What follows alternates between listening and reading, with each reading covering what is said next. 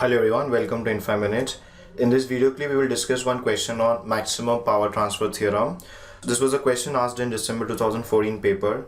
This is a circuit given to us. The question is, for the given circuit, find the value of RL, which is the resistance connected here, for maximum power transfer and calculate the maximum power absorbed by RL. So we have to find the value of RL for maximum power transfer, and we have to also find out how much maximum power the resistance will take from the network. We will first find out the value of RL for maximum power transfer, and we all know that for maximum power transfer RL should be equal to RTH. This is the important condition that we have been using. So all first have to do is find out RTH. That will give me the first answer, and to find the maximum power we will need the Thevenin's voltage also. So then the next step we'll find out VTH, and then finally we will calculate the maximum power, whose formula is VTH square by 4 RTH.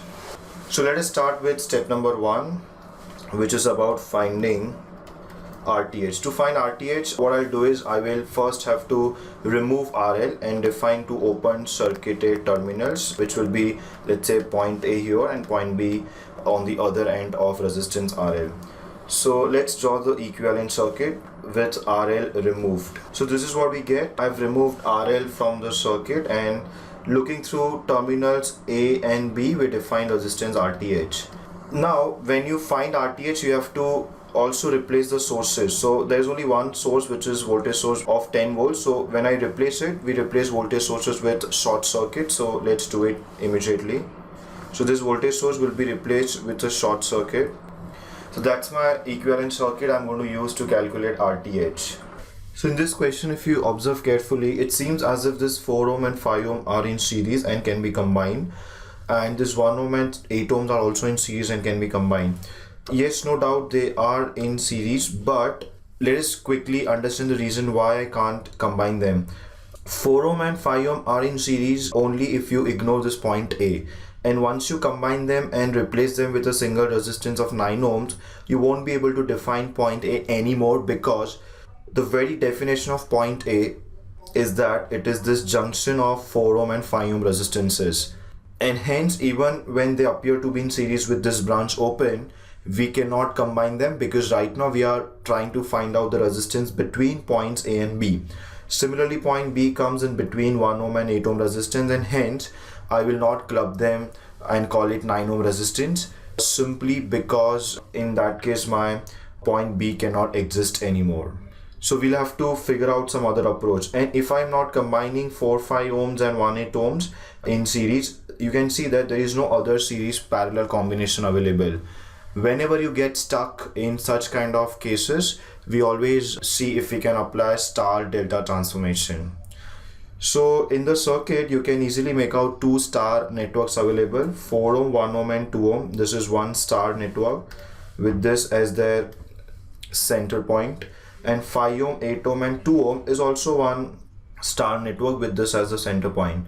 So now it is totally up to us. Out of the two, we will replace one star with delta.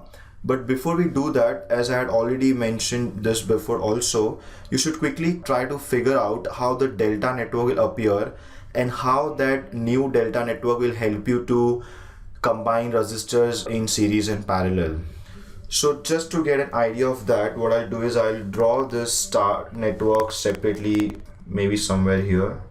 This 2 ohm resistance, it's shown to be vertical branch, but just for the simplicity, I will consider it to be in horizontal branch. So this is my 2 ohm resistance, which is this center point that I have marked here. Let me call it point N.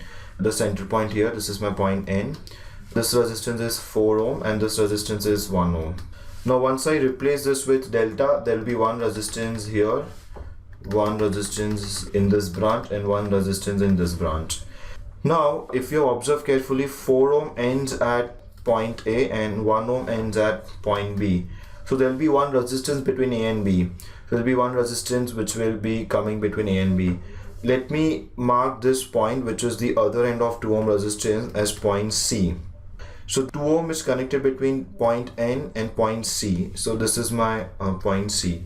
So there will be one resistance between B and C in the delta network. Now if you observe carefully, 8 ohm is connected between point B on this side and on this side point C. So whatever resistance of delta network that will come between B and C, that will automatically become parallel with 8 ohm resistance. Similarly, if you observe, there will be one resistance between point A and C. And what else is connected between point A and C in my given network? It's 5 ohm resistance. It's between point A and this point is point C, because there is nothing else in this particular branch. So this resistance will come in parallel with 5 ohms. I will have two parallel combinations to solve the network further. So yes, it's a correct decision to convert this particular star to delta. So let us now do it quickly and then draw the equivalent circuit.